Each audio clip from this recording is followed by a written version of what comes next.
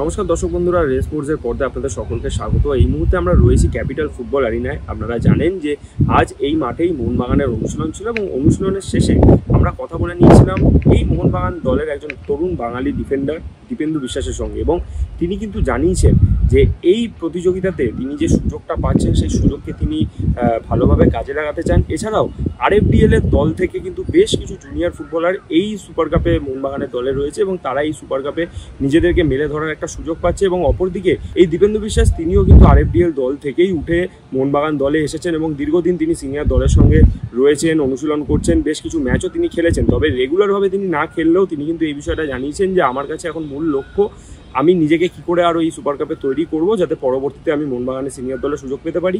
এরই পাশাপাশি আমরা দেখেছি যে মোহনবাগানের সিনিয়র দলে তিনি যখন খেলেছিলেন সেই সময় কিন্তু তার পাশে টম বা আলবার্তোর মতন ডিফেন্ডার ছিলেন, কিন্তু সুপার কাপে তাকে নুনো রেজের সাথে খেলতে হচ্ছে। সেই বিষয়ে তিনি বলেছেন যে নুনো আমাকে যথেষ্ট বেশি হেল্প করে এবং আমিও চাই যতটা আমার অভিজ্ঞতা রয়েছে সেই অভিজ্ঞতা দিয়ে আমি এই গোটা দলকে যেন আরও ভালোভাবে উজ্জীবিত করতে পারি এবং ভালো ফল করার দিকে এগিয়ে নিয়ে যেতে পারি। এছাড়াও দীপেন্দু বিশ্বাস তিনি ছোটোর থেকে যেই কোচের আন্ডারে খেলে বড় হয়েছেন তিনি কিন্তু তার বিষয়ে কথা বলতে বলেননি। তিনি এটা বলেছেন যে আমার যখনই কোনো জায়গায় কোনো অসুবিধা হয় বা খেলায় যখন কিছু আমার বুঝতে অসুবিধা হয় সেই সময় কিন্তু আমি সবসময় আমার কোচের সঙ্গে কথা বলি পরে, এবং আমার সেই কোচ আমাকে কিন্তু ঠিকভাবে গাইড করেন। ফলে কোচের সঙ্গে কিন্তু আমি এখনও যখন আমার ভুল ত্রুটি হয় আমি সেটা কিন্তু জিজ্ঞেস করে নিই তার থেকে। চলুন শুনে নেওয়া যায় দীপেন্দুর মুখ থেকে তিনি কি বললেন আজকে। এটা আমার কাছে বড় অপরচুনিটি যে কোচ আমাকে খেলাচ্ছে ফার্স্ট টিমে।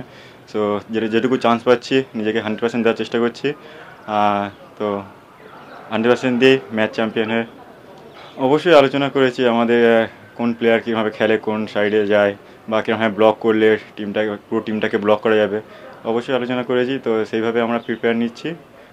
সো আশা করি ভালোই। অবশ্যই নুনো খুবই অভিজ্ঞতা, ভালো প্লেয়ার, খুবই হেল্প করছে, খুবই কভার দিচ্ছে, আমাকে বলে খেলাচ্ছে। তো খুবই ভালো লাগছে। সব টিমই ভালো টিম, কোনো টিম খুব ভালো বলা যাবে না, সব টিমই ভালো টিম। তো আশা করি ভালো। এটা সবারই কাছে একটা ইন্ডিয়া সুপার কাপে ভালো খেলে যাতে ইন্ডিয়া টিমে ন্যাশনাল টিমে চান্স পায়, তো সবার কাছে এটা একটা আশা। তো ভালো খেলারই চেষ্টা করবো। অবশ্যই কথাবার্তা হয়, আমার যিনি ছোটোবেলার কোচ মনির দাস, ওনার সাথে ম্যাচের পরে ডেলি কথা হয়। সো স্যার বলে কোনটা ঠিক হচ্ছে কোনটা ভুল হচ্ছে। স্যার সবসময় বলে যে সবাইকে একটা টিম গেম, সবার সাথে কম্বিনেশন রাখতে হবে, ভালো হবে, একসাথে খেলতে হবে, একে অপরকে হেল্প করতে হবে, এটাই বলে সবসময়। আমার সঙ্গে আমি আগেও খেলেছি সিএফএলে, তো এটা বেশি ডিফিকাল্ট হয় না, অনেক ডিফিকাল্ট নয়, আমার সঙ্গে ভালোই আন্ডারস্ট্যান্ডিং হয়। তো খেলার মধ্যে সেরকম কোনো অসুবিধা হচ্ছে না। তো আমাদের মধ্যে ভালোই আন্ডারস্ট্যান্ডিং আছে, যে কটা প্লেয়ার খেলছে আর যারা বাইরে আছে বা খেলছে সবার মধ্যে একটা আন্ডারস্ট্যান্ডিং ভালোই হয়েছে। সাজেশন দেওয়ার কিছু নেই, তারাও বড় হচ্ছে, বুঝতে পারছে যে এরকম একটা প্ল্যাটফর্ম কেমন খেলতে হবে না করতে হবে। সো সবাই নিজে 100% দিচ্ছে, যেই খেলুক বা না খেলুক। সো এটাই ওদের মোটিভেট। ক্যাপিটাল ফুটবল অ্যারিনা থেকে ক্যামেরায় শুভম মণ্ডলের সঙ্গে সায়ন দে, রেস স্পোর্টস।